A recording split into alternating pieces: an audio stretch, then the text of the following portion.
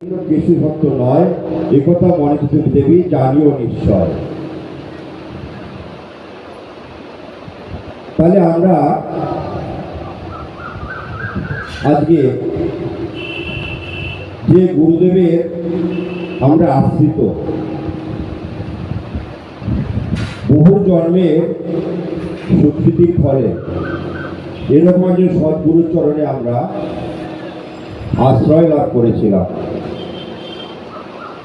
এবং তিনি কৃপা করে আমাকে শিষ্য বলে গ্রহণ করেছিলেন। তা আমরা কি সেই গুরুকে চিনতে পেরেছি? যদি গুরুকে আমরা চিনতে পারতাম তাহলে এই মহতী ধর্মসভায় আমি আশা করতাম আর গুরুভ্রাতা এবং ভগ্নীবৃন্দের উপস্থিতি। তাহলে আমরা গুরুকে চিনতে পারিনি, যেখানে চার যুগেই গুরুর আসন সবার থেকে উপরে, আমরা সেই গুরুকে চিনতে পারি না। এবং আমি কে? আমি যদি নিজেকে নিজে প্রশ্ন করি আমি কে, আমি কি উত্তর পাবো? আমার নাম বাসুদেব কুণ্ডু। আমি হয়তো এই উত্তরটাই পাবো, সেটা কে জানে?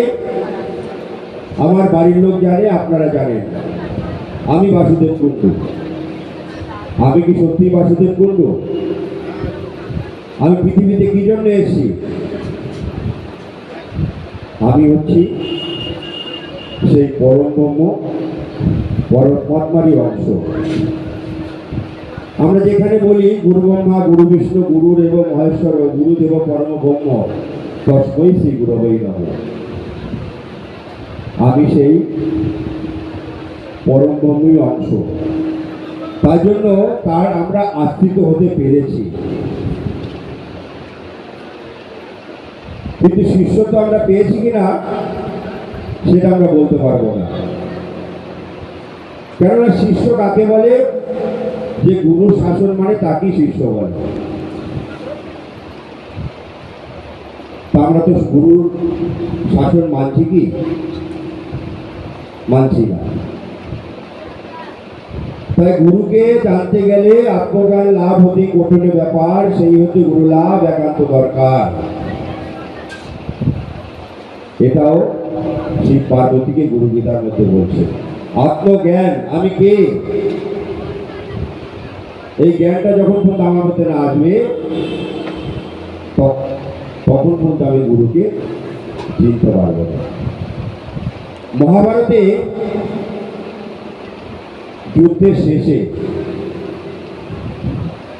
অর্জুন যে শ্রীকৃষ্ণ যে ভগবান, তিনিও কিন্তু তাকে চিনতে পারেন।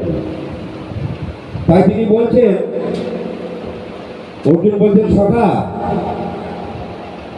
আমি তো অনেক আত্মীয় স্বজন অনেক জাতি বধ করলাম,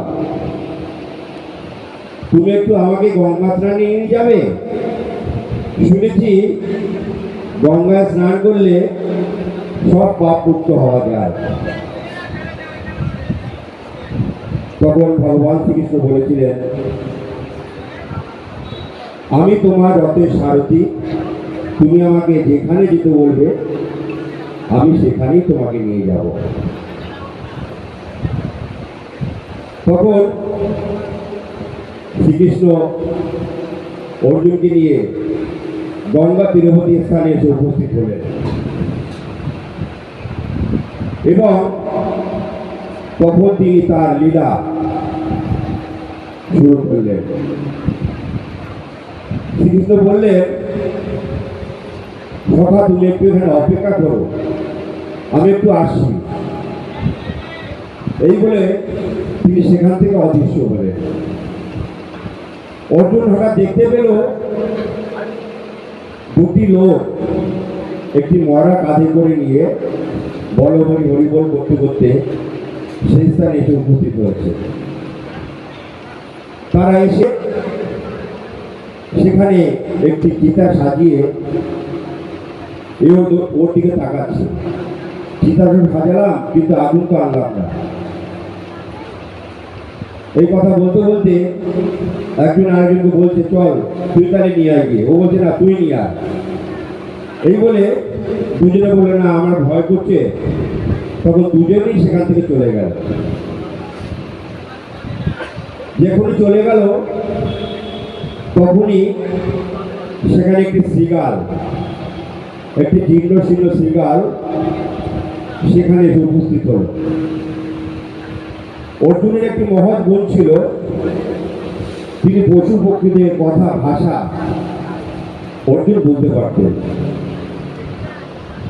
তখন সেই জীর্ণ শীর্ণ শৃগালটি মরাটির কাছে এসে তার পা দুটো প্রথমে শুকছে, শুকে মাথা নাড়ছে, তার কান শুকছে, মাথা নাড়ছে, শুধু তার মুখ শুকছে, মাথা নাড়ছে। এইভাবে এক এক করে বিভিন্ন জায়গায় শুকে সে মাথা নাড়তে যখন চলে যাচ্ছে, তখন সেখানে একটি মোটা শৃগাল এসে উপস্থিত হল। মোটা শৃগালটি তখন সেই জীর্ণ শৃগালটিকে বলছে, কিরে তুই মরাটাকে না খেয়ে চলে যাচ্ছিস কেন? বলছে, না আমি অখাদ্য কুখাদ্য খাই না। জীর্ণ শৃগালটি বলছে, আমি অখাদ্য খাদ্য খাই না। বলছে, চল আমরা দুজন মিলে ওই মরা